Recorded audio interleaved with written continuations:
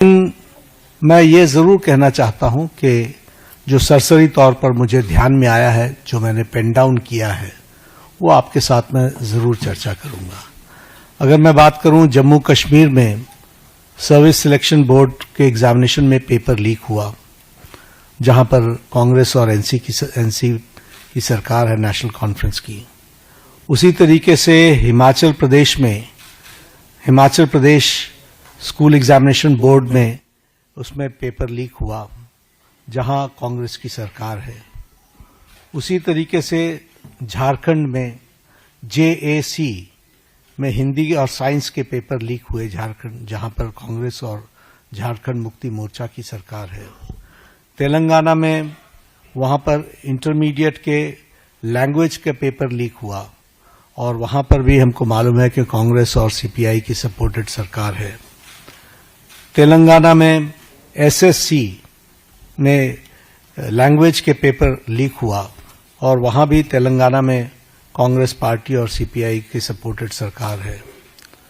तमिलनाडु में BEd के course paper में वहां पर जिसे हम कहते हैं Tamil Nadu teachers education university board, वहां भी पेपर लीक हुआ। वहां भी उस समय विपक्ष की सरकार थी। वेस्ट बंगाल में पुलिस कांस्टेबल का रिक्रूटमेंट एग्जाम पेपर लीक हुआ, वहां उस समय TMC की सरकार थी। पंजाब में Punjab subordinate service selection board, इसमें ग्रुप B के एग्जामिनेशन में इसमें भी पेपर लीक हुआ और मैल प्रैक्टिसेस भी हुए हैं। उसी तरीके से केरला में स्टेट में PSC के 26 एग्जाम पेपर में इरेगुलरिटीज हुई हैं। कर्नाटक में जहां पर कांग्रेस की सरकार है, वहां भी प्रेपरेटरी बोर्ड एग्जाम में पेपर लीक हुआ, PUC के पेपर में लीक हुआ। तो इस तरीके से मेरे को तो ये कुछ नाम मैंने लिए हैं। अभी ये इसकी बहुत लंबी फेयर लिस्ट है, जिसके बारे में हम चर्चा चाहेंगे कि जब चर्चा हो। लेकिन मैं पूछना चाहूंगा विपक्ष के नेता से, राहुल गांधी जी से, कि आप सिलेक्टिव क्यों हैं? Why are you so selective? आपने UPA की और UPA के सपोर्टेड सरकारों को, जिसे हम इंडी गठबंधन कहते हैं, इंडी अलायंस कहते हैं, उनकी गवर्नमेंट्स के बारे में आपने क्यों नहीं चर्चा की? क्यों आपने अपने आप को उससे अलग रखा? यह स्पष्ट बताता है कि आपका उद्देश्य छात्रों का हित नहीं है।